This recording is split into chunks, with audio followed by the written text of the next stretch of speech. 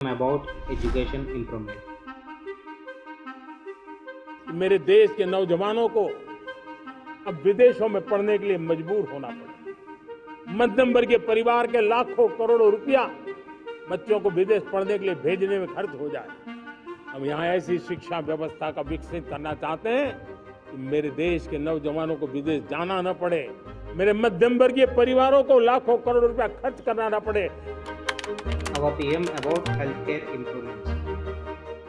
साथियों, देश में सस्ता और प्रभावी इलाज होने के साथ साथ पर्याप्त मेडिकल स्टाफ की उपलब्धता भी उतनी ही आवश्यक है। इसलिए हमने गांव के अस्पतालों से लेकर के मेडिकल कॉलेज और एम्स जैसे संस्थानों तक एक इंटीग्रेटेड अप्रोच के साथ काम शुरू किया है। गांवों में 1.5 lakh health and wellness centre बनाए जा रहे हैं, जिनमें से 50,000 से ज्यादा सेवा देना शुरू भी कर चुके हैं। ये सिर्फ खांसी बुखार के सेंटर नहीं है, बल्कि यहाँ गंभीर बीमारियों के परीक्षण की सुविधाएं देने का प्रयास है। Our PM about environmental policies. अंतर्राष्ट्रीय स्तर पर भारत ने coalition for disaster resilient infrastructure CDRI और जैसे अभी सदगुरु जी ने कहा इंटरनेशनल सोलर अलायंस ISA के निर्माण का नेतृत्व किया है। Our PM about governance and transparency.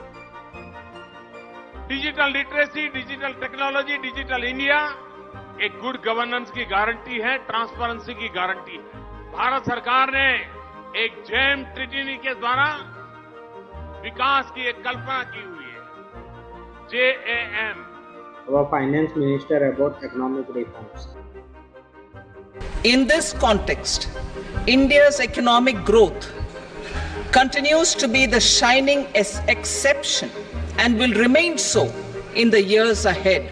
India's inflation continues to be low, stable, and moving towards the 4% target.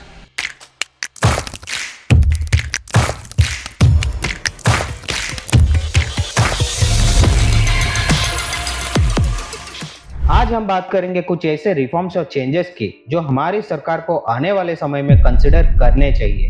ये बदलाव हमारे देश के विकास में बहुत इंपॉर्टेंट रोल प्ले कर सकते हैं दोस्तों।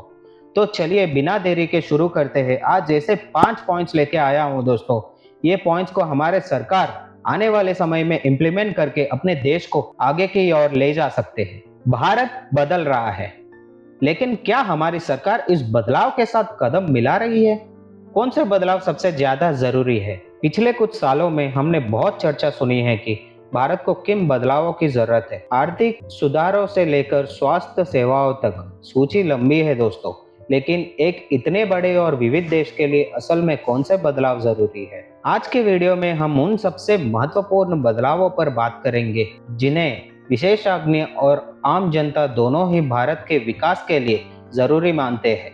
हम देखेंगे कि सरकार किन क्षेत्रों में सुधार करके हमारे देश को और मजबूत और समृद्ध बना सकती है। तो बने रहिए हमारे साथ और जानिए क्यों ये बदलाव इतने जरूरी है। और हाँ, कमेंट्स में हमें जरूर बताइए कि आप कौन से बदलाव को सबसे महत्वपूर्ण मानते हैं। अगर आप सब्सक्राइब नहीं किए होंगे तो हमारे चैनल को प्लीज सब्सक्राइब भी कर दीजिए। आज हम बात करेंगे कुछ ऐसे रिफॉर्म्स और चेंजेस की जो हमारी सरकार को आने वाले समय में कंसिडर करने चाहिए। ये बदलाव हमारे देश के विकास में बहुत इंपॉर्टेंट रोल प्ले कर सकते हैं। तो चलिए बिना देरी के शुरू करते हैं। पहला पॉइंट आपके लिए मैं लेके आया हूँ, एजुकेशन सिस्टम रिफॉर्म्स। हमारे एजुकेशन सिस्टम को आज के डिजिटल एरा के हिसाब से बदलने की जरूरत है दोस्तों। डिजिटल एजुकेशन को रूरल एरियाज तक पहुंचाना और करिकुलम को स्किल बेस्ड लर्निंग पर फोकस करना सरकार के लिए एक इम्पोर्टेंट स्टेप हो सकता है। 2030 तक भारत में दुनिया की सबसे बड़ी युवा आबादी होगी। यह आबादी तभी वरदान साबित होगी जब ये युवा कार्यबल में शामिल होने के लिए पर्याप्त कुशल होंगे। इसमें गुणवत्तापूर्ण शिक्षा की अहम भूमिका होगी। नए सब्जेक्ट्स और स्किल्स को इंक्लूड करना जैसे कोडिंग और एंटरप्रेन्योरशिप, टीचर्स को रेगुलर ट्रेनिंग देना और नई टीचिंग मेथड्स एडॉप्ट करना, एग्जाम्स का फोकस रोड लर्निंग से हटाकर क्रिटिकल थिंकिंग पर शिफ्ट करना, हर स्कूल में स्मार्ट क्लासेस और ऑनलाइन रिसोर्सेज का यूज करना, सभी स्टूडेंट्स के लिए एसेसिबल और इक्वल एजुकेशन इंश्योर करना, स्कूल्स में प्रैक्टिकल स्किल्स और वोकेशनल कोर्सेज इंट्रोड्यूस करना, करिकुलम में मेंटल हेल्थ अवेयरनेस और काउंसलिंग सर्विसेज का इंक्लूजन करना, ऐसे छोटे छोटे रिफॉर्म्स हमारे एजुकेशन सिस्टम और इफेक्टिव और रिलीवेंट बना सकती है। मेरे अकॉर्डिंग इसे इम्प्लीमेंट करके हमारे एजुकेशन सिस्टम और भी ज्यादा घातक बन सकती है। दूसरा पॉइंट यह है कि दोस्तों हेल्थ केयर इम्प्रूवमेंट्स हमारे हेल्थ केयर सिस्टम को मजबूत बनाना भी जरूरी है दोस्तों। यूनिवर्सल हेल्थ केयर एक्सेस और टेलीमेडिसिन जैसी सुविधाओं को लेकर आना लोगों को बेहतर हेल्थ सर्विसेज देने में मदद कर सकता है। एफोर्डेबल हेल्थ केयर के लिए बात करें तो दोस्तों स्पेशली रूरल एरियाज में सभी के लिए सस्ता और एफोर्डेबल हेल्थ केयर इंश्योर करना। इंफ्रास्ट्रक्चर डेवलपमेंट की बात करें तो हॉस्पिटल्स और क्लिनिक्स का इंफ्रास्ट्रक्चर मॉडर्न इक्विपमेंट और फैसिलिटीज के साथ इंप्रूव करना। बाकी अपना टेलीमेडिसिन के बारे में बात करें तो दूर दराज के एरियाज में टेलीमेडिसिन सर्विसेज का एक्सपेंशन ताकि पेशेंट्स ऑनलाइन कंसल्टेशन ले सके। हेल्थ एजुकेशन की बात करें तो पब्लिक हेल्थ अवेयरनेस प्रोग्राम जैसे सैनिटेशन, न्यूट्रिशन और प्रिवेंटिव केयर पर ज्यादा फोकस करना। बाकी मेंटल हेल्थ सर्विसेज की बात करें तो मेंटल हेल्थ केयर को हेल्थ केयर सिस्टम का इंटीग्रल पार्ट बनाना, काउंसलिंग सर्विसेज और सपोर्ट को प्रमोट करना। यूनिवर्सल हेल्थ कवरेज की बात करें तो हर सिटीजन के लिए कॉम्प्रिहेंसिव हेल्थ इंश्योरेंस और कवरेज प्रोवाइड करना। इन इंप्रूवमेंट से इंडिया का हेल्थ केयर सिस्टम और स्ट्रॉन्ग और एसेसिबल बनेगा। थर्ड पॉइंट ये है कि दोस्तों अपना एनवायरमेंटल पॉलिसीज के बारे में clean energy transition, renewable energy sources जैसे सोलर और विंड पावर का ज्यादा से ज्यादा यूज प्रमोट करना। पोल्यूशन कंट्रोल की बात करें तो एयर और वाटर पोल्यूशन कंट्रोल करने के लिए स्ट्रिक्ट रेगुलेशंस और मॉनिटरिंग सिस्टम्स इंप्लीमेंट करना। सस्टेनेबल एग्रीकल्चर की बात करें तो हमारे एग्रीकल्चर केमिकल फर्टिलाइजर्स और पेस्टिसाइड्स का यूज रिड्यूस करने के लिए ऑर्गेनिक फार्मिंग और सस्टेनेबल एग्रीकल्चरल प्रैक्टिसेस को प्रमोट करना। क्रॉप रोटेशन और वाटर एफिशिएंट इरिगेशन टेक्निक्स जैसे प्रैक्टिसेस को एनकरेज करना। एनवायरमेंटल एजुकेशन की बात करें तो स्कूल्स और कॉलेजेस में एनवायरमेंटल एजुकेशन को करिकुलम का हिस्सा बनाना चाहिए दोस्तों, ताकि नए जनरेशन को एनवायरमेंट की इंपॉर्टेंस समझ में आए।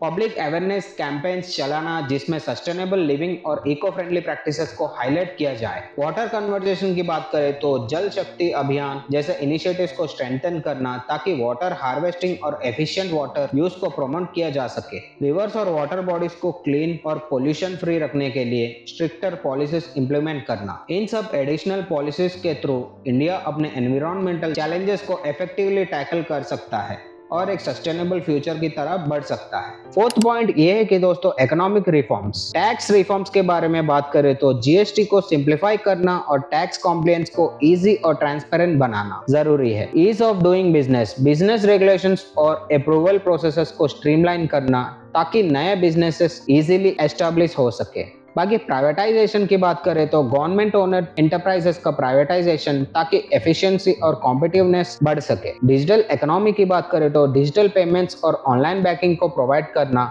ताकि कैशलेस इकोनॉमी का ग्रोथ हो। एग्रीकल्चरल रिफॉर्म्स की बात करें तो फार्मर्स को डायरेक्ट मार्केट एक्सेस देना और मॉडर्न फार्मिंग टेक्निक्स का एडॉप्शन प्रमोट करना। लेबर लॉस रिफॉर्म की बात करें तो फ्लेक्सिबल लेबर लॉस इंप्लीमेंट करना जिससे एम्प्लॉयमेंट अपॉर्चुनिटीज और वर्कफोर्स प्रोडक्टिविटी इंक्रीज हो।